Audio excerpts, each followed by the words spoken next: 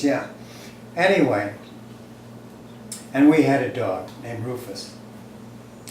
And the rule in Grosse Pointe at that time was dogs were not allowed to run free. Okay.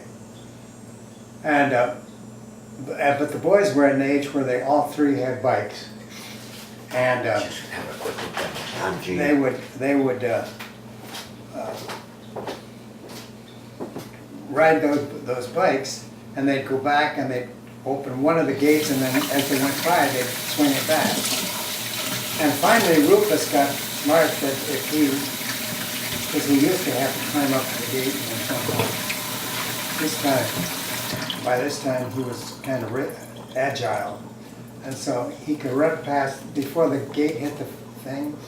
He could, and I used to get mad at them because the dog would run and so forth, and they didn't like it because they'd play hide and seek on their bike and so forth, and Rufus would go and stand there looking at one, and that's what. Anyway, one time, my door, the police department called, and may I ask, Mr. Auk? Yeah, I said yes. He said, do you have a beagle pup? And I said, yes, I have. And he said, well, we haven't. And I said, oh, thank God, I was wondering where he'd gone. And he said, you come down here. He said, did you know that the dogs are not supposed to run free here? And I said, yeah, but, and so forth. Anyway, I went down, and they charged me, I forget, I think it was maybe $3 or $2 or something like that. And he said, now here, you better take Rufus and do something, because he cannot run from it. Well, a week went by and Rufus was gone again, and he was out there, and the phone rang, and the cop on the other end, and he said, how do you pronounce your name, sir? And I said, Auk. He said, Mr. Auk, your dog is here again. Now, he said, come and pick him up, or I'll keep him here. So I went down there, and he said, didn't you understand our rules? You're not allowed to have your dog runs free. And I said, well, I can't help it. And I said, I wasn't there. And somehow he got out when the boys were running with their bike. And he said, well, then that's their problem. And you better figure out a way to make sure they don't get past that gate. Well, God, it was hardly another week going by when the doorbell rang, and the guy said, Mr. Auk? And I said, yeah. And he said, this is Frank, the police detective or whatever.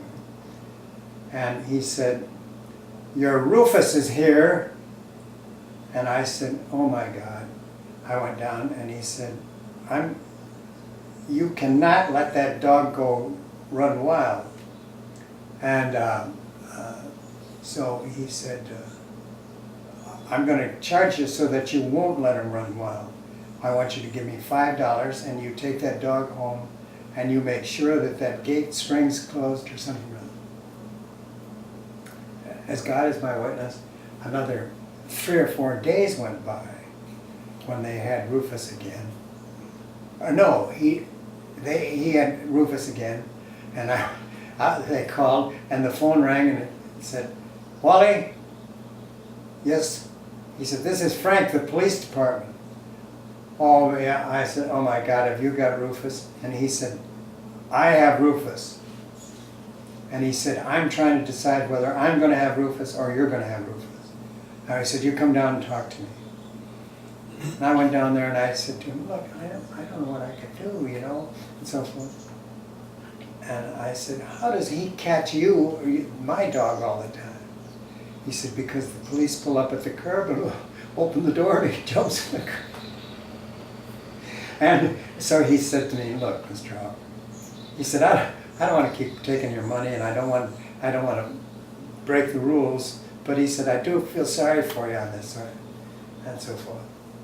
And so I went back, and I put a thing around there was a tree in the backyard, and I put a thing around there with a long leash, that ran and would run to the end and stop.